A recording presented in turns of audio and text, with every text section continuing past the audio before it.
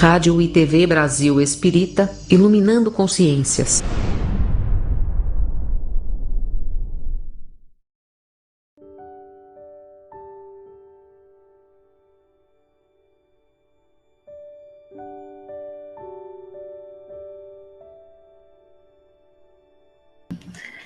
Boa noite, ouvintes, internautas.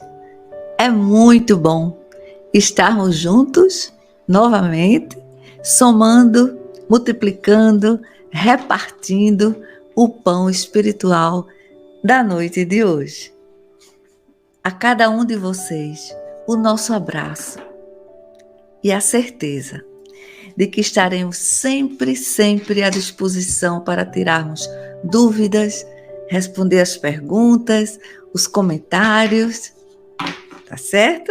Enfim, plantonistas estamos para também interagirmos.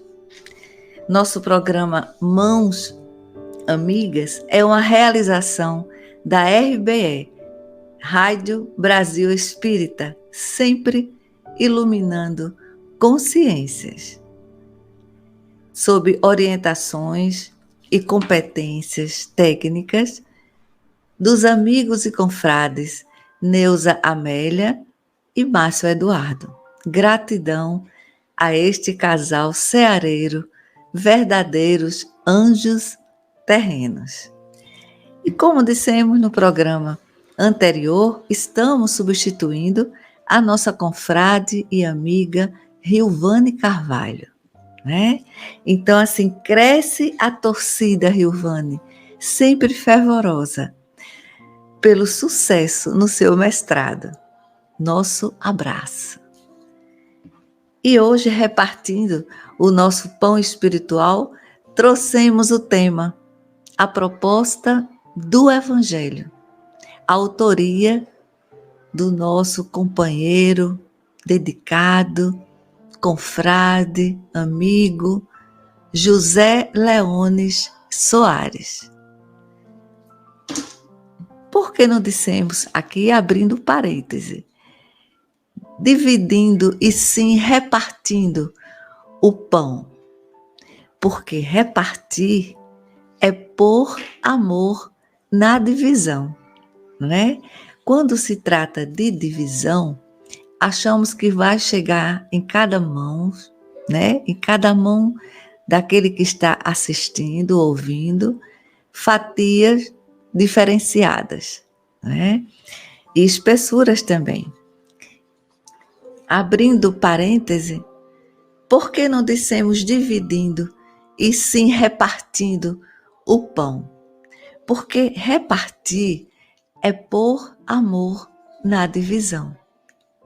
Quando falamos em divisão, sempre achamos que vão chegar nas mãos nossas fatias iguais, né? Espessuras também.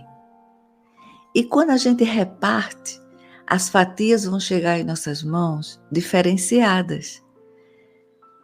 Isso dependendo do nosso estado íntimo na noite de hoje.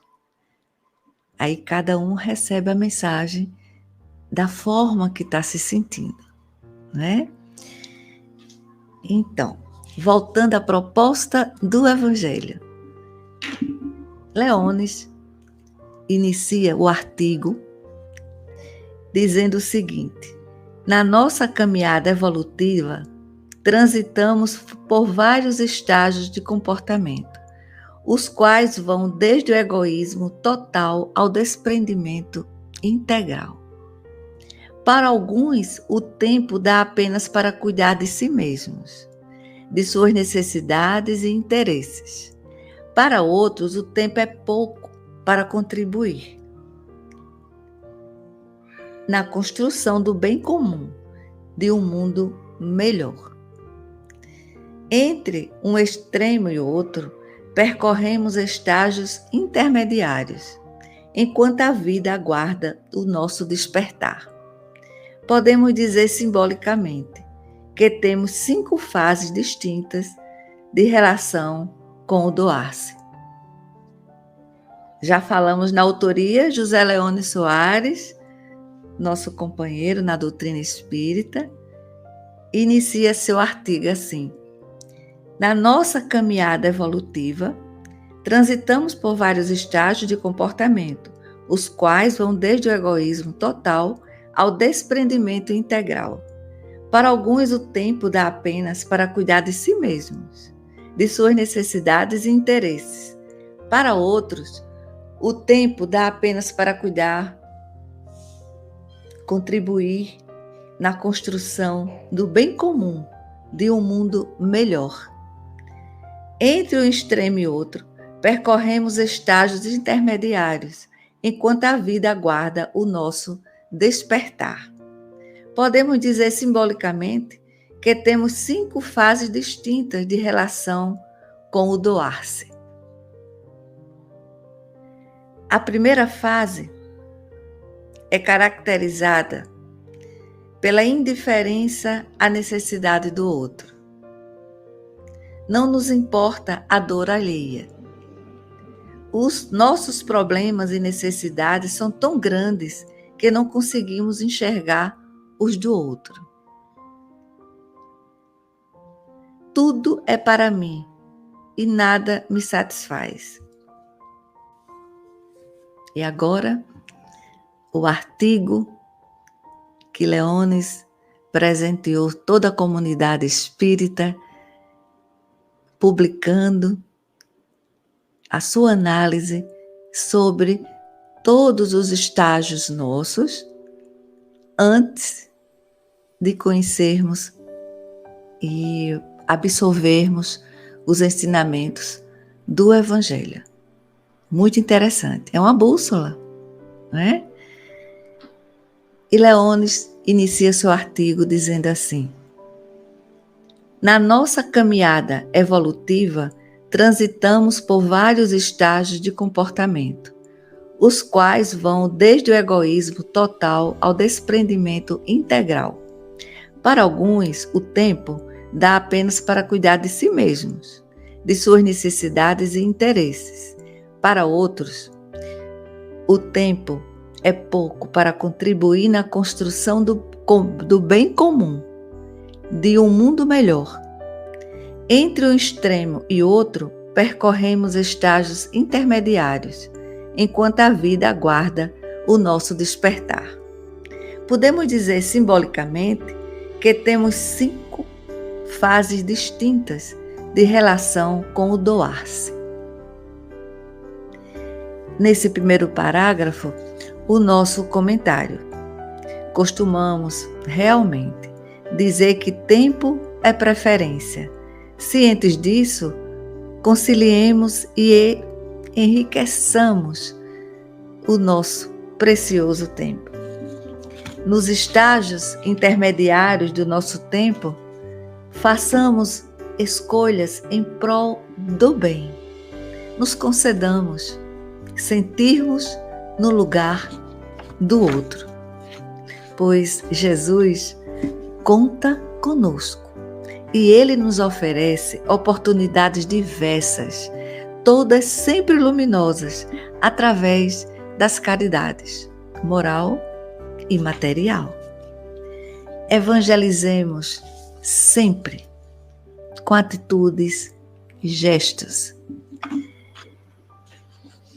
E aí vamos continuar lendo o artigo, entrando na primeira fase. É caracterizada pela indiferença à necessidade do outro. Não nos importa a dor alheia. Os nossos problemas e necessidades são tão grandes que não conseguimos enxergar os do outro.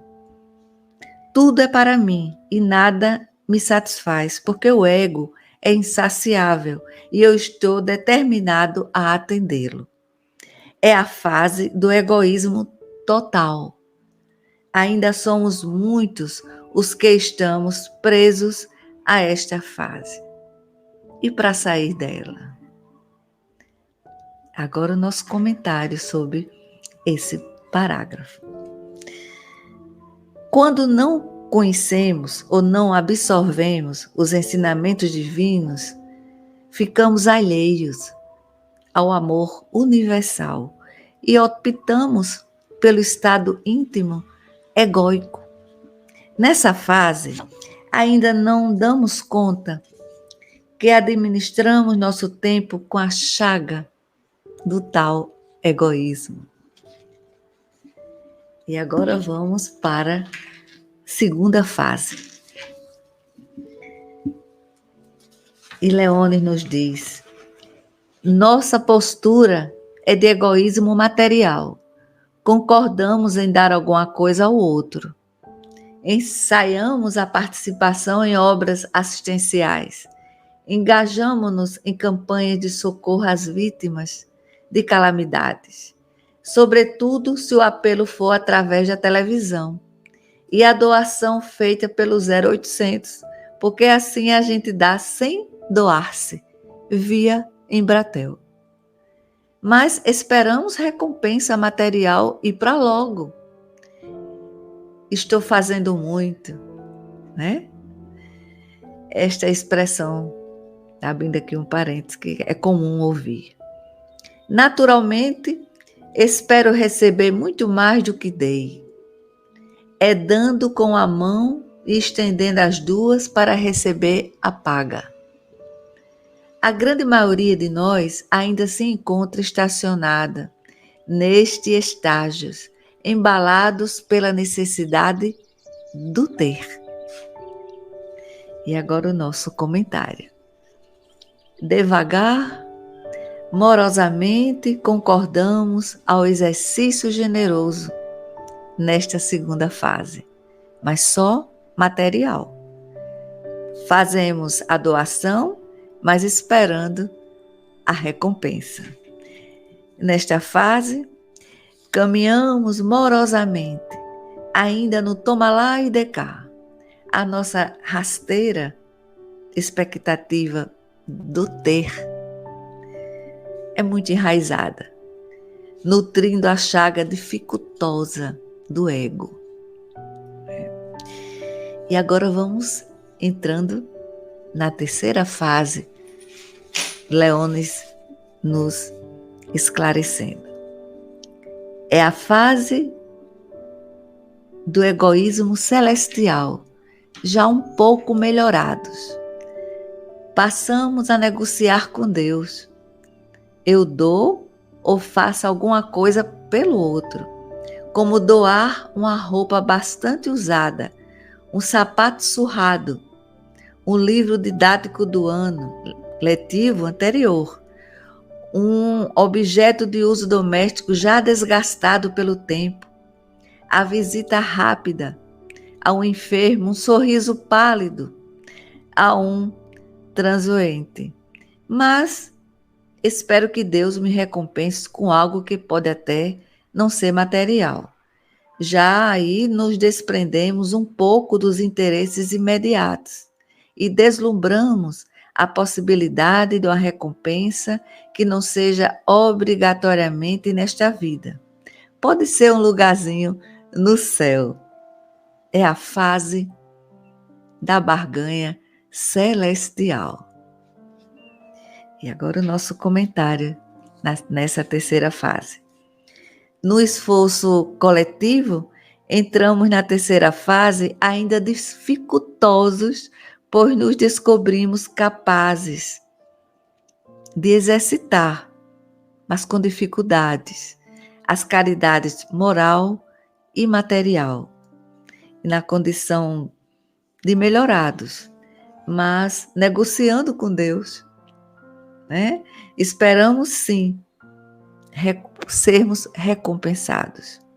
Tipo, nos desprendemos, ajudamos, mas ainda cobramos do Pai Maior as bênçãos.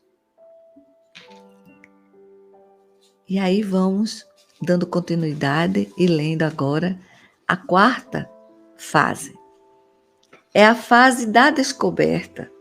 É quando passamos a sentir a alegria de fazer desinteressadamente. É quando fazemos sem esperar, porque a recompensa está na satisfação e na alegria de servir. Você já passa a perceber que recebe muito da vida e quanto mais dá, menos lhe falta. É quando doar-se apenas não basta. É necessário promover o outro para que ele aprenda a evoluir por si. É como se você fosse um instrumento. As coisas fluem pelas suas mãos. Você apenas permite ser um veículo do bem. Os seus interesses já se confundem com os interesses do bem comum. São poucos os que já conquistaram este estado de consciência. E aqui, continuando com os nossos comentários, dessa vez da quarta fase. Finalmente, estamos nessa fase luminosa. A generosidade nos invadindo. Total, nos sentimos permissíveis ao amor em ação. Nessa quarta fase, a gigante alegria em doar, administrando o nosso tempo, servindo, absorvendo o amor universal, sem interesses, pondo o óculos da bondade definitivamente. Nessa luminosa fase, nos transformamos em agricultores espirituais diante da herança que Deus nos deixou, uma imensa lavoura chamada o próximo. Aquele mais próximo, o menos próximo e até desconhecidos. Né? Então, imitemos o nosso inesquecível homem chamado amor, Chico Xavier. E agora vamos partir para a quinta e última fase. Nesta fase, nós encontramos a afirmativa de Leones, é a fase da plenitude. Nela, o ego já foi abandonado. Dissemos, abrindo aspas, já não sou eu quem vive, mas Cristo vive em mim, fechando aspas. Já compreendemos o amor de outra forma, ou seja, não mais há o amor filial, o amor paternal, o amor maternal, o amor conjugal e outros tantos. O amor passa a ser um só. Abre aspas. Quem é minha mãe? Quem são meus irmãos? Fecha aspas. É o amor universal, a plenitude total. Nesse estágio se encontravam, e se encontram Chico Xavier, Francisco de Assis, Irmã Dulce, Irmã Teresa de Calcutá, e alguns poucos mais. Na essência, é esta a proposta do Evangelho. E é aí que Leones encerra o seu artigo. E agora o nosso comentário da quinta e última fase. Aqui na quinta fase, meio que ainda impalpável por ser a fase da plenitude, estamos cônscios de que a teremos como meta, chegarmos ao ápice pleno, atingirmos a perfeição tão almejada por Jesus. Alcançarmos a perfeição. É esta a pretensão que ele tem em relação a nós, seus irmãos. Ele, do hominal à angelitude, é o que ele espera que nós atinjamos. Aumentemos a nossa fé, chegaremos lá. Gratidão ao nosso amigo irmão Leones Soares, que nos presenteou a sua publicação, o seu excelente e pedagógico artigo, A Proposta do Evangelho. Beijão, Leones, nesse coração plantonista do bem.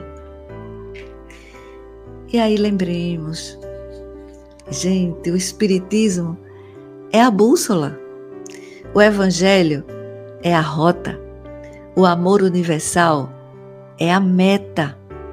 Exatamente a religião de Jesus.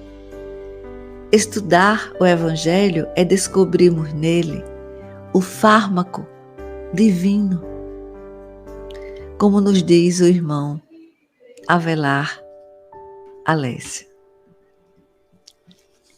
Aqui na revista O Reformador, Giovanni nos alerta, né?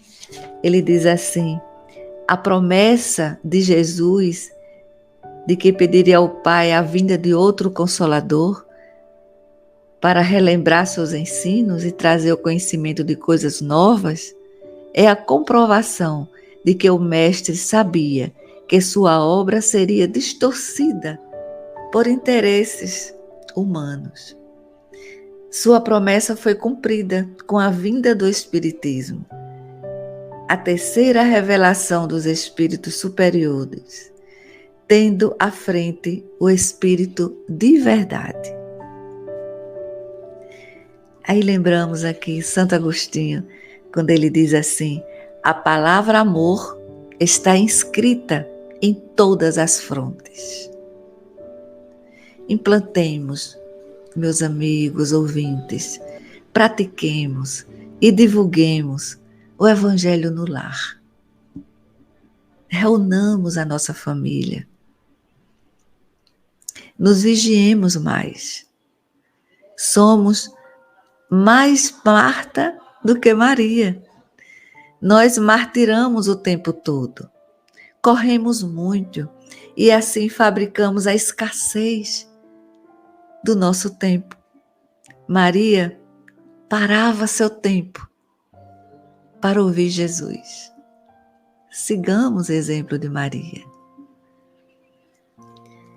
Se o Evangelho é rota, é rumo, não façamos esse trajeto lindíssimo sozinhos. Brilhemos nossa luz própria. Nos esforcemos nessa luz. Distribuamos o aprendizado doutrinário. Conhecer o Evangelho é conhecer a antessala libertadora. Quanto à família, quanto ao lar, nós trouxemos aqui para vocês palavras do Espírito Neo Lúcio, que ele nos diz assim: no lar temos o nosso mais valioso curso de abnegação e fraternidade. E quando praticarmos o ensino do amor puro, com quem nos partilha a mesa e se entrelaça conosco, através do calor do mesmo sangue, então estaremos inteiramente habilitados para seguir com Jesus no apostolado do bem à humanidade inteira. Alberto Almeida é um médico homeopata, muito dedicado, expositor incrível. E Alberto Almeida nos afirma: a doutrina espírita é uma doutrina oceânica. Molhemos os nossos pés nesse oceano e adquiramos maturidade espiritual. Gente, sempre estejamos atentos e nos vigiemos com a prática do Evangelho. O Evangelho no lar é repositório da mais pura expressão da lei do amor que rege a vida. É o roteiro que Jesus nos ensinou e exemplifica. O Evangelho nos serve de diretriz e referência para esforço e aprimoramento espiritual e moral. Quando o lar abre suas portas para estudo e a prática do Evangelho à luz da doutrina espírita, transforma-se em um posto espiritual de amparo, de paz e de muita luz, que irradia além dos seus próprios limites. Quando nós estamos fazendo o Evangelho no lar, a luz, como diz o Espírito Joana de Ângeles, não fica só entre as nossas quatro paredes. Tanto faz ser um prédio de apartamentos como residência. Essa luz transgride, atravessa paredes e beneficia todo o quarteirão. Beneficia todo um prédio. Olha que coisa maravilhosa. Então, reunamos nossa família. Nós já comentamos sobre isso no programa passado e nós estamos aqui insistindo diante do tema. Façamos o ecumenismo no lar. E uma vez por semana, 30, 40 minutos.